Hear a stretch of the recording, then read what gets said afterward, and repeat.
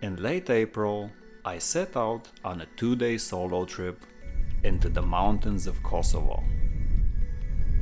With early season snow still clinging to the trails, my goal was to reach a 2,200 meter mountain pass, spend the night camping alone up there, and catch sunrise from the summit of a nearby peak.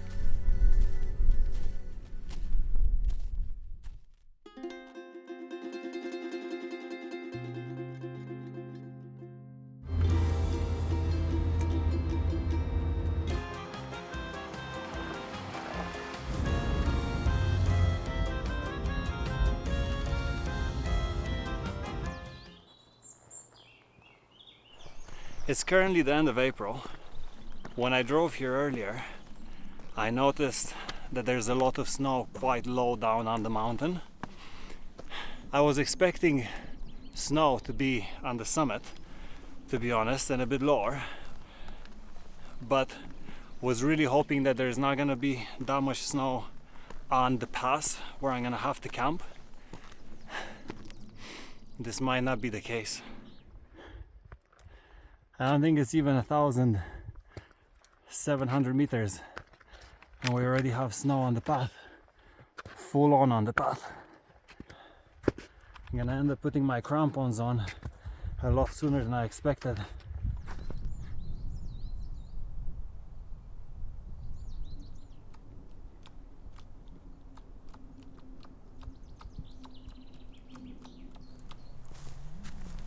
Check that out.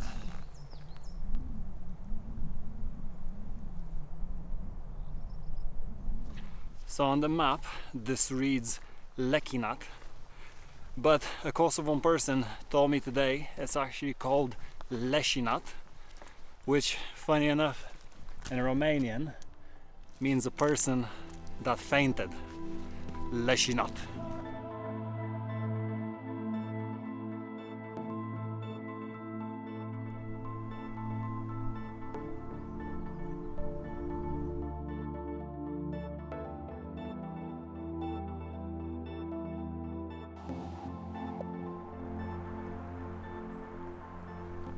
Wow, have I done a rookie mistake?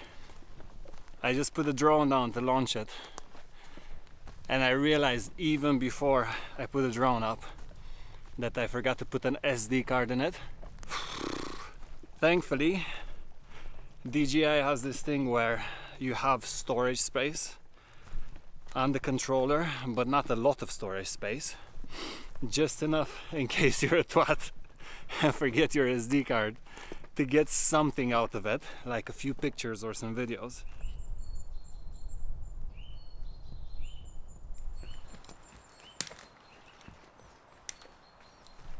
We should have one more alpine lake on the way. Once we get to that alpine lake, I should be able to see the state of the route up to the pass. And if we're gonna get up to that pass, I'll tell you a personal story of what's been happening with me for the last year.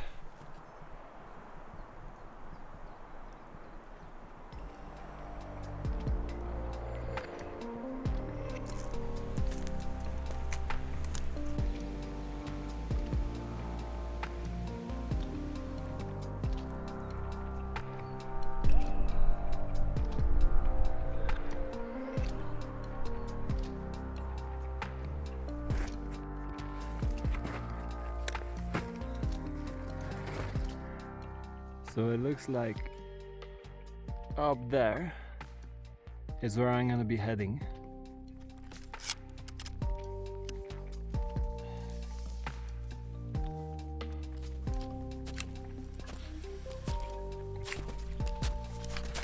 Now for the last push of the day, I'm also the heaviest because I filled 2 water bottles, one for drinking, one for cooking.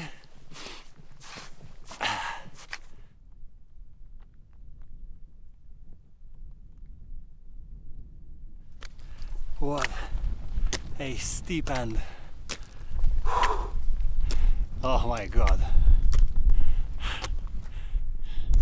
Check out the other side.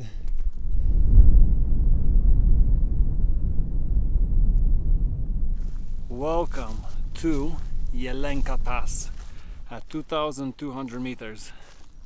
We got Kosovo, Montenegro, and the good news is that it seems that here it's dry and quite flat. The wind's coming from this way, so I think I'm gonna have it pointed that way.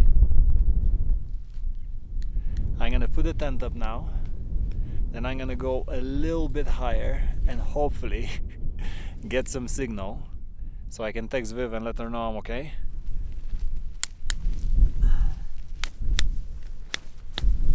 I'm also attaching a couple of guy lines in case the wind gets crazy tonight. Don't want to fly into Montenegro, you know.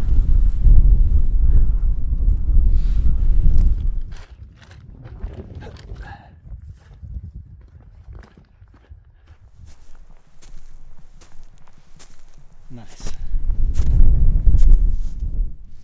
My god, I went like 100 meters higher at the top of the mountain back in Kosovo. I'm hoping that I'm gonna get some signal, and only now. Yes! Yes! I have 4G! I don't know if you can even see that. Internet! This is why we come to the mountains. We come to the mountains for internet. No, but seriously. Priority is to let Viv know I'm okay. And then I can like carry on cooking something real nice.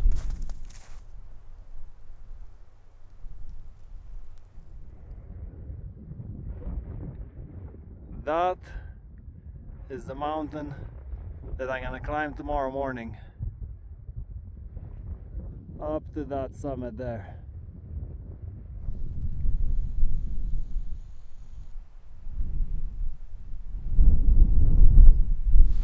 While I set up for dinner, let me also tell you a story. Somewhere around 2018, I did a bad deadlift at the very end of a session and I injured my back. And when I say injured my back, I herniated 2 discs in my back. It wasn't the first back injury that I ever had, but it was the most significant one. All the time through the early stages of the COVID period, I pretty much struggled with back pain. And at times, I even had numbness going down my leg and in some of my toes. For a couple of years, nothing really helped it until I found a physio who was very good at his job. That physio worked with me for a couple of months and pretty much made me do the things that I was the most afraid of: squatting and deadlifting. Pretty much for the majority of the history of the YouTube channel, I managed to do all of the things that I loved. I managed to do mountaineering again. My back had its moments now and again. It was never really perfect, but I could manage it until the end of 2023, before I went to Aconcagua and Kilimanjaro, before the 7 Summit C2C project.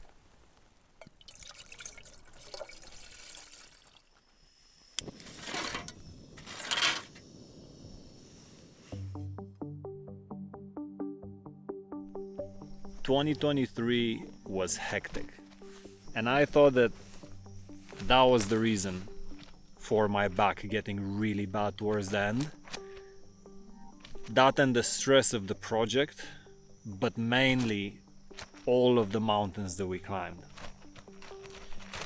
I managed to get my back to a decent level before I started Aconcagua, but I hadn't trained properly probably for more than a month.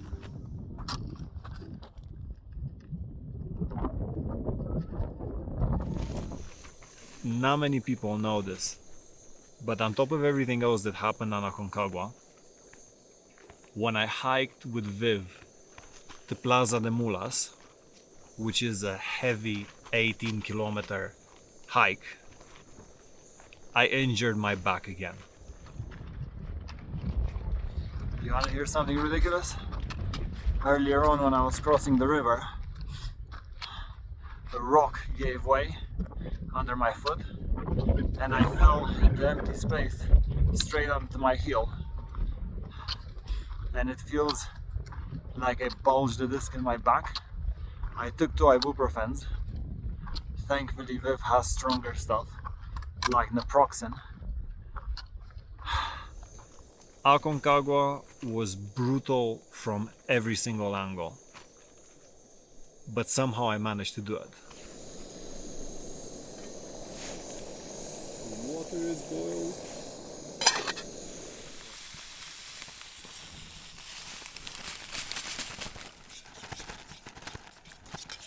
Right, 10-minute timer. Kosovo, Kosovo, Kosovo, Kosovo. Kosovo. Dobar dan. Is Dobar dan the official language? Dobar dan is not the language. Is Dobar dan still hello? Hopefully. Once we got back to our routine, I trained for about 3 weeks and felt good initially, but then my back started to play up again. It might not look it in the videos, but for the whole of 2024, I was in chronic back pain. I felt better during some routes that we did than others, but for some, like Huayna Potosi, I woke up in the morning at 5,000 meters and I couldn't bend my back. And that was very scary. I didn't really talk about this on the channel because I knew that the reaction that people were gonna have was to say, you should rest, you're pushing yourself too much, etc., etc. But last year, for 2 months, exactly when we were in the Balkans and we were meant to climb these mountains, I didn't climb anything. And it only got worse. So only when we were in the Alps did I decide to push myself, even if I was in pain. It was mental warfare. But I managed to climb Dom du Miage, I managed to do Bischhorn. But the fact that I managed to do all of these mountains, and I never came out of it worse than I went in. Most of the times I was feeling better. This basically told me that this was something that I never dealt with and that I had no information on.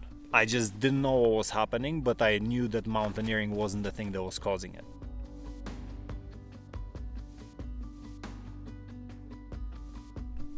I got very lucky that towards the end of last year, Viv found a physio online that was talking about chronic pain. So basically pain that sticks around for a very long time, or sadly for some people for the rest or the whole of their lives. And I reached out to him, shout out to Nick, my physio, and he explained to me that because my injury was such a long time ago, and because the pain is moving from one side to the other, basically that it doesn't make any sense. That this is neuroplastic pain, which is a pain that is misinterpreted by your body, a signal that's misinterpreted by your body, because you've been so protective of an area or injured or you've been in pain so many times, and your body's telling you that something wrong is happening, when in reality you are fine.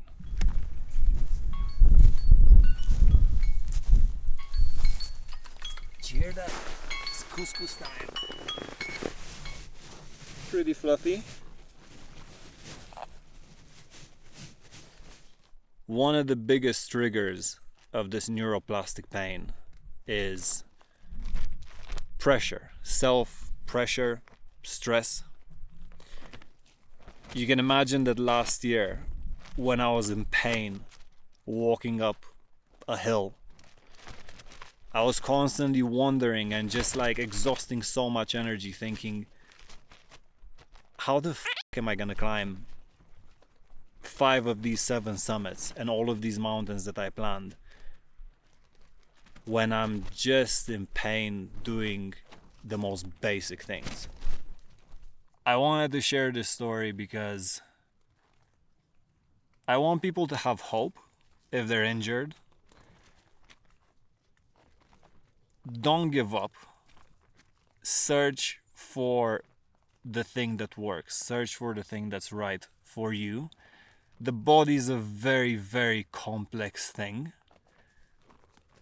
But I think that the worst thing that you can do is just stay in the place that you are and think that there's no moving forward. Because there is. You can imagine I'm a little bit more confident about the bear situation in these woods here. Because I'm on a mountain pass as opposed to down in the forest. This is some Kosovan type chorizo. Smells good. Nice. Give it a little stir.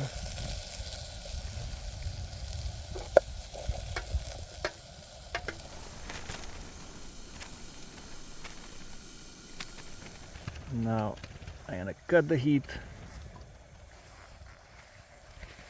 add the couscous on top. I kept the couscous separate because I wasn't confident enough that I can cook the couscous and then on the side the sausages and everything. I'm happy that I didn't do that. So I just put it separate into little bowls. And finally I have parsley and some cheddar type cheese. I actually think it's edamame. It's not really my favorite, but a little bit of freshness to the whole thing. More calories from the cheese. It's good. I completely came up with this recipe.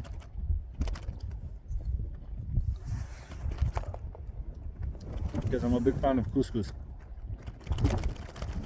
And all you really need to do is hydrate it and add a stock cube, but that is spot on. Do you know that meme with that English guy? That's bloody nice. I tell you what though, folks, that's bloody nice. That's how I feel right now.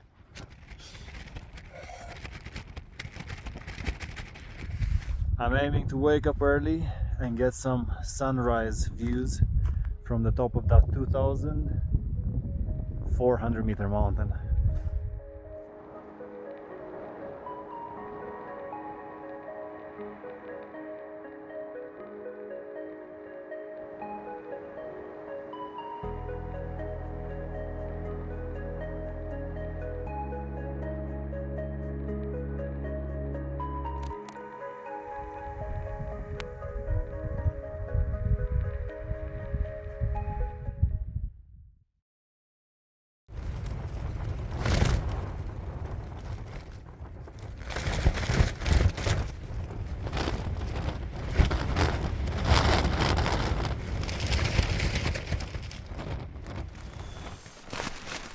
Man, it was a dumb idea to camp on a mountain pass, it turns out.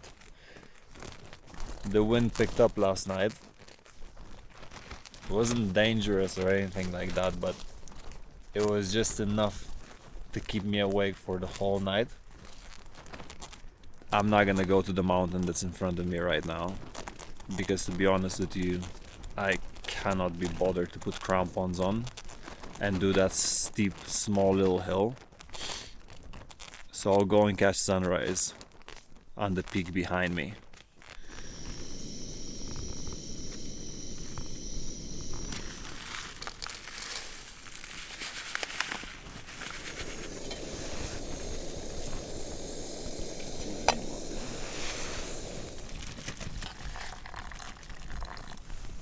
I honestly hope this doesn't taste like sausage.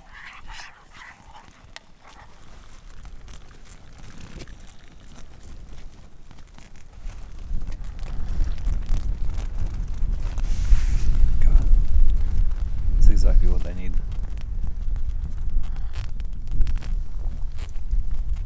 Although I don't think it's strong enough.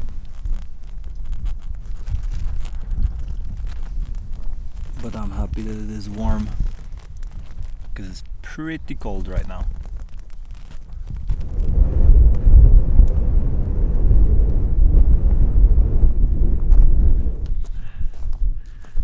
Ah man, am I happy to be out of that wind. It's been going non-stop since the moment that I entered the tent. You're not gonna see me camping on a mountain pass anytime soon again.